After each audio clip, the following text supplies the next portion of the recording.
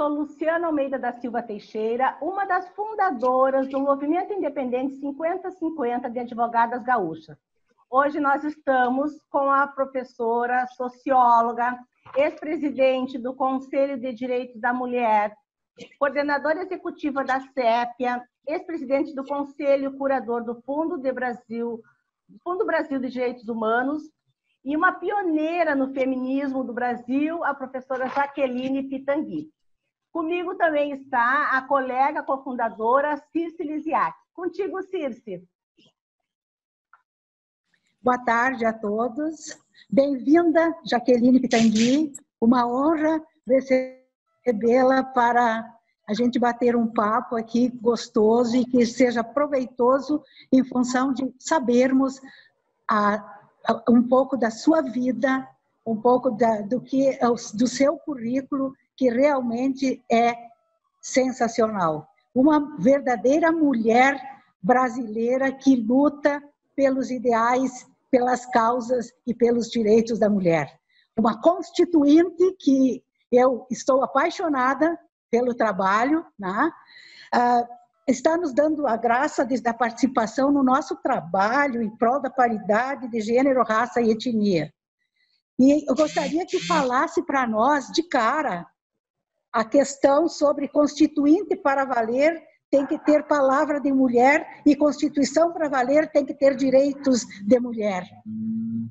Com vocês, a palavra da fantástica Jaqueline Pitangui. Bom, é um prazer estar aqui conversando com vocês. Eu quero agradecer as palavras tão generosas comigo e já passo, então, a conversar sobre a Constituição. Eu acho importante a gente começar a nossa conversa com essa questão porque é muito desconhecida. Algum tempo atrás, antigamente, quando a gente saía, ia a lugares, se encontrava com pessoas, eu participei de um evento em que estava uma jovem liderança feminista maravilhosa, dessa primavera feminista que nos encanta. E eu, então, comecei a falar sobre a Constituição e ela não conhecia. Ela não sabia o que tinha acontecido no Brasil entre os anos de 1985, que marcam a primeira eleição de um presidente civil pós-ditadura, e 1988, quando é promulgada a nova Constituição do Brasil.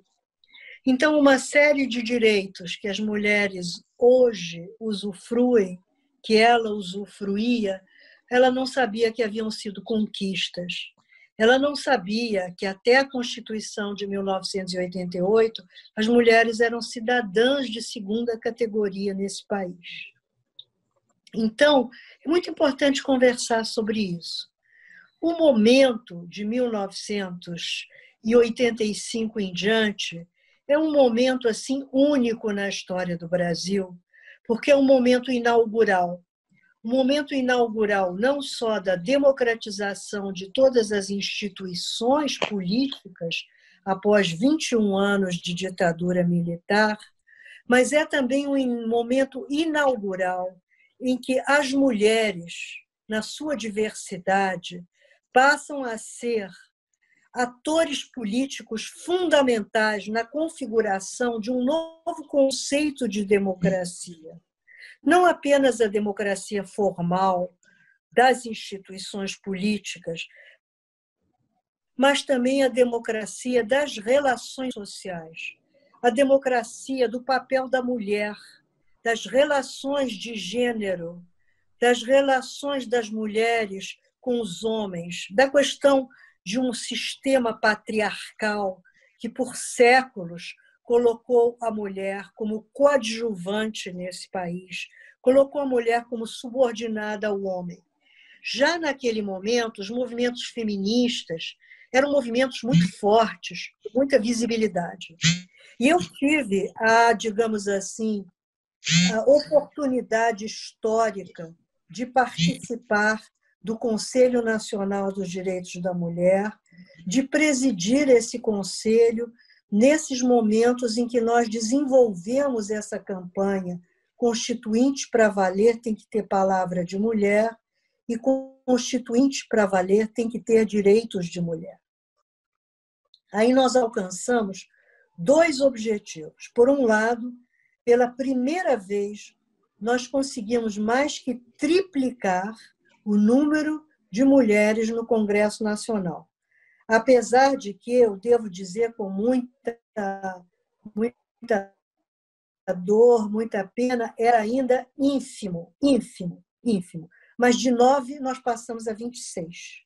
Ou seja, nós mais que triplicamos.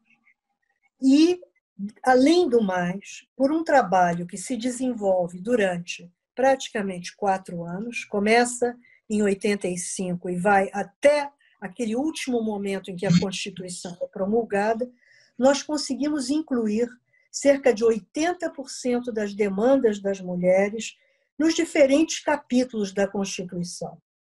Eu posso dar alguns exemplos. No capítulo da família, nós conseguimos terminar com essa proposição do homem como chefe da sociedade conjugal, com tudo que isso acarretava. Tudo que isso acarretava. Então, a partir da luta das mulheres, do movimento feminista e do Conselho Nacional, a partir da Constituição, as mulheres têm direitos iguais na sociedade conjugal, direitos e responsabilidades iguais. Isso foi um grande passo.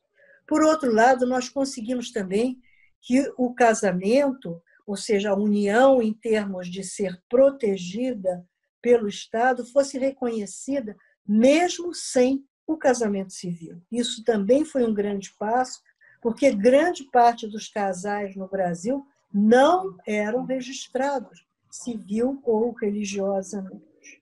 No âmbito da saúde, há uma proposição fundamental que diz que o casal tem direito a decidir livremente e sem coerção o número de filhos, quando tê-los, e que cabe ao Estado fornecer a informação e os meios para que essas decisões sejam tomadas. Nós temos aí um princípio fundamental dos direitos reprodutivos, que é a autonomia reprodutiva de mulheres e homens está tão ameaçada hoje.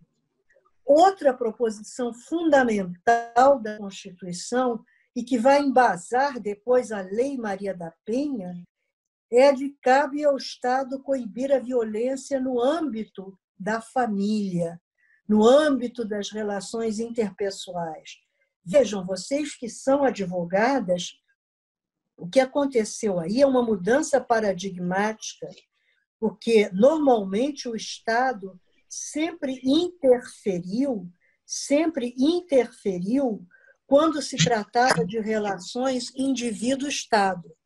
Os direitos humanos se conjugaram sempre nas relações entre indivíduo e Estado. Por exemplo, eu estou numa unidade prisional pela qual o Estado é responsável e, se eu sofro uma violação, é considerado uma violação de direitos humanos. Mas o que acontecia entre muros, entre indivíduos particulares, naquele território da vida privada, não era considerado matéria do Estado.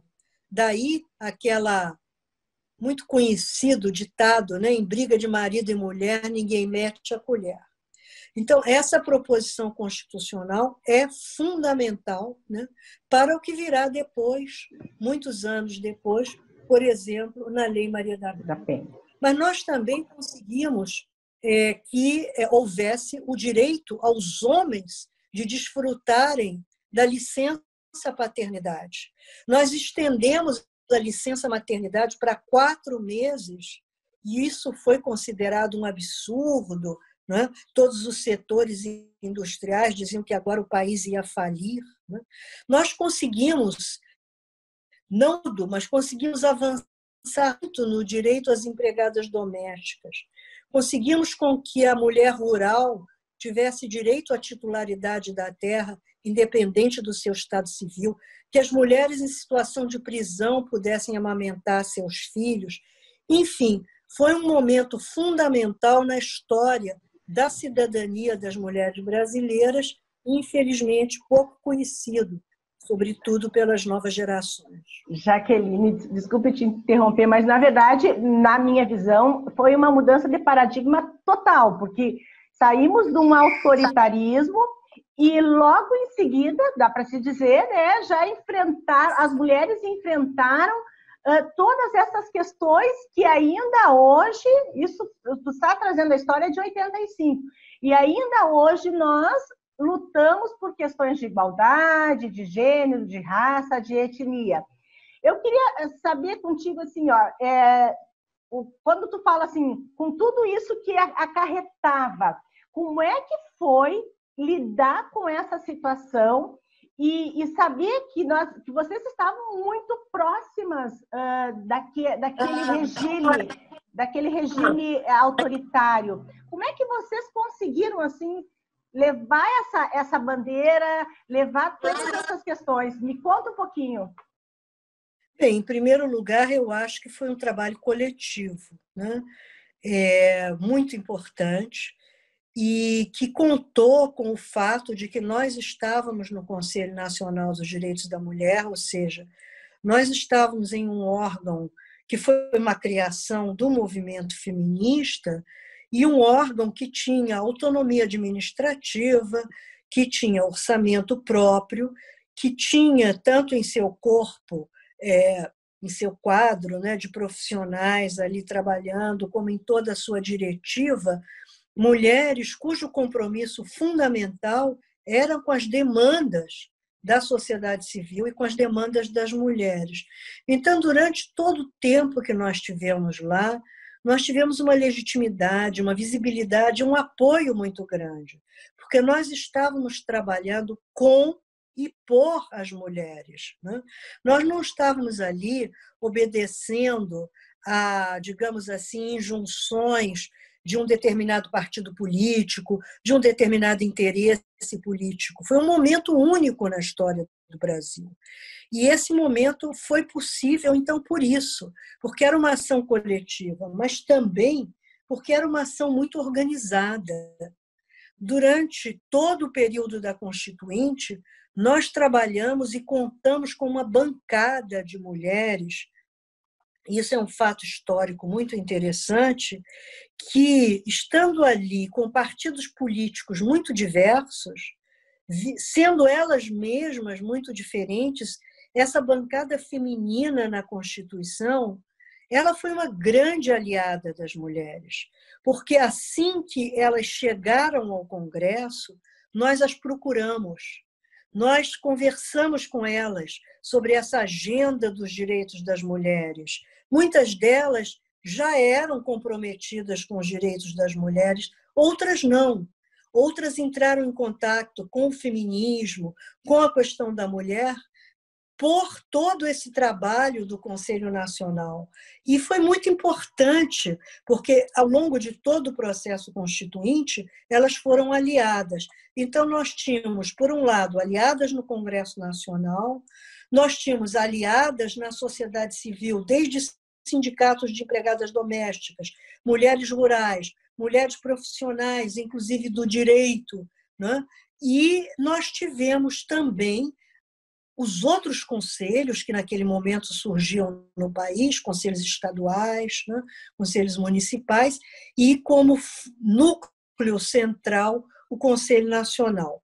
Foi um momento único, também o próprio contexto, né, o contexto mais amplo político, é um contexto em que o Brasil se renovava, o Brasil inaugurava a democracia. E, nesse sentido, era um contexto que permitia a nossa atuação.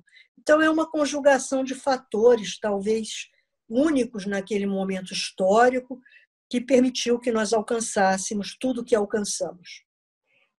Nesse sentido, Jaqueline, quando você fala no contexto, me conta também assim, você acha que precisa uma conexão, pelo que eu estou ouvindo, né, pelo que a gente lê, pelo que a gente sabe, e aquilo que tu estás trazendo agora, as mulheres que estavam lá, elas aceitaram ouvir outras mulheres, e as que não eram feministas, né, ou que não se reconheciam, elas entenderam a pauta feminista, né? Pelo menos é o sentido do que fez essa união de mulheres. E me diz assim, ó, tem que ter uma conexão entre ser mulher e ser ativista? Como é que funciona isso quando se está diante de uma pauta política, então? Você acha que foi essa questão, o feminismo foi que ajudou em toda essa questão da pauta, que vocês conseguiram fazer todo esse trabalho? Me conta para nós um pouquinho. Quadros eram feministas. Nós tínhamos também um conselho deliberativo composto por mulheres que eram comprometidas com os direitos das mulheres. Naquela época, a palavra feminista ainda era muito deturpada, cheia de prejuízos. Muitas mulheres que, de certa forma, comungavam com todas as nossas propostas, diziam, não, mas eu não sou feminista, eu sou feminina, aquela bobagem toda. Mas o que foi muito importante é que nós conseguimos trabalhar com essa bancada de mulheres, não só com elas, também com várias lideranças masculinas de outros partidos, e conseguimos, nesse sentido,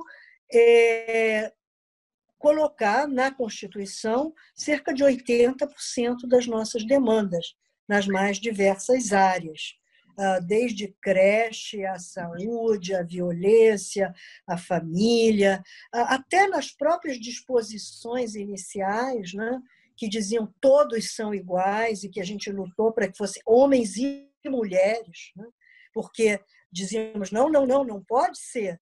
Esse todos não engloba necessariamente as mulheres, é importante, de uma certa forma, discriminar, né? Homens e mulheres. Palavras que estão na Constituição são fruto de luta política. E essa luta foi dada porque nós conseguimos construir uma grande frente. Construir frente implica em lidar com as diferenças. Construir frente implica em lidar com a diversidade de todas e todos que integram essa frente, mas saber também estabelecer, construir pontes e buscar consenso. Nós trabalhamos assim, com muita eficiência. Contigo, Circe, agora. Jaqueline, me fala, em poucas palavras, o que é que foi realmente o lobby do batom? Então, o lobby do batom foi o seguinte, a gente usava batom, ainda usa. E então nós estávamos diariamente, aqueles grupos de mulheres no Congresso Nacional, né, indo de porta em porta, de gabinete de liderança em gabinete de liderança, fazendo o nosso lobby, né, a nossa ação de advocacy, lutando pelos direitos das mulheres. A gente acompanhava, se era comissão de família, lá estávamos nós, etc. Então, um deputado falou, lá vem elas, né? Aquelas de batom, não sei o quê, passando batom. Falou de uma maneira muito depreciativa, ridicularizando. Então, naquele momento, nós percebemos, né? Fizemos uma reunião no conselho, conversamos, olha só como nós fomos ridicularizadas e depreciadas, e dissemos, não, o batom é a boca é a palavra da mulher, a palavra com batom, vamos sim transformar esse nosso movimento no lobby do batom. É muito importante. Também faço uma outra pergunta. Hoje, o que mais te encanta em termos de bandeiras de luta? Olha, o que mais me encanta é a persistência do movimento de mulheres, são as novas gerações que estão aí, que estão lutando, que estão nas ruas, é o movimento negro, né, de mulheres, o movimento feminista na sua diversidade, os movimentos LGBT que tanto conseguiram avançar. Isso é o que me encanta, né? Que é uma diversidade de políticas identitárias na arena pública e, ao mesmo tempo, o que me preocupa é que, diante da atual situação do Brasil, do atual contexto de regressão a nível de direitos das mulheres, que a gente possa, a partir da nossa diversidade, estabelecer de novo grandes frentes, né? Frentes de atuação, frentes de trabalho político conjunto a partir de consensos. E quais os desafios em que você acredita? Eu acho que são tantos os desafios que nós enfrentamos, né? Bom, com a situação da Covid, tudo ficou até mais claro. É engraçado porque, ao mesmo tempo em que a Covid nos isola, cada uma no seu canto, na sua toca, a Covid tornou visível, primeiro, a dimensão planetária das nossas vidas. Nós estamos conectadas planetariamente. Segundo, a questão fundamental do meio ambiente, do desequilíbrio, do que é que nós estamos fazendo com esse nosso planeta Terra. Então, acho que isso é muito claro com a Covid. Mas a Covid trouxe também a dimensão muito dolorosa da violência doméstica, de como está crescendo a violência doméstica. A Covid trouxe a dimensão da violência sexual contra mulheres, mas também contra meninas, contra adolescentes, e trouxe a dimensão da desigualdade social. Então, eu espero que, a partir da maior consciência, da maior lucidez, da maior visibilidade, a gente consiga responder com mais responsabilidade e de uma forma mais democrática e mais eficiente a esses desafios. Ainda quero te perguntar, como vê o nosso movimento independente 50-50 de advogadas gaúchas no contexto estados e país, tendo na lei, na Constituição, o artigo 5º que ele já diz direito à igualdade e na prática a gente não tem. Eu acho que é uma luta... Eu vou interromper antes de você responder, e nós só temos 5 minutos, eu também já vou agradecer pelo Movimento Independente 50-50 de Advogadas Gaúchas a tua participação, a tua contribuição e a tua caminhada, porque hoje nós estamos aqui conseguindo conversar com você, conseguindo falar, tendo voz e batom, né? Falar sobre os nossos direitos, as nossas questões, porque você foi a nossa pioneira nessa caminhada. Então, antes de finalizar, eu vou deixar agora aberto para você responder para a Circe e já vou finalizar e te agradeço de todo o coração, todo o teu trabalho e toda essa tua luta, que também é a nossa luta, mas que para nós hoje já está um pouco mais fácil. Muito obrigada. Vou deixar tu responder. Obrigada, Jaqueline. Eu que agradeço. É um prazer estar aqui conversando com vocês numa nova iniciativa. Já respondendo a pergunta, nós precisamos de muitas iniciativas. A atuação política ativista é fundamental e as mulheres têm muito a fazer, a contribuir, a se unir apesar das nossas diferenças, da nossa diversidade. Então, eu acho que eu cumprimento a vocês pela iniciativa 50-50 e que sigam em frente, na verdade, estabelecendo sempre pontes, ampliando o diálogo, ampliando o movimento, incorporando a diversidade, porque há muito que se fazer nesse Brasil, sobretudo agora. São enormes os desafios. E muito obrigada pela possibilidade de conversar com vocês. Nós que agradecemos. Não, eu só para poder agradecer mesmo de coração. Eu acompanhava a Constituinte, eu acompanhei o tempo todo, né?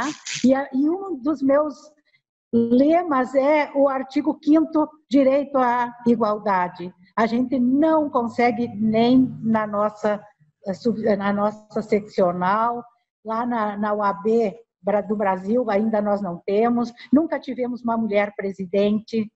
Aqui no Rio Grande do Sul, em 88 anos, apenas uma mulher presidente. Então, nós estamos com uma luta que é justa, tá? Para que a sociedade e que também os que são da ordem dos advogados entendam que nós temos direito de batalhar por isso também, né? A paridade de gênero, de raça e de etnia. Muito obrigada.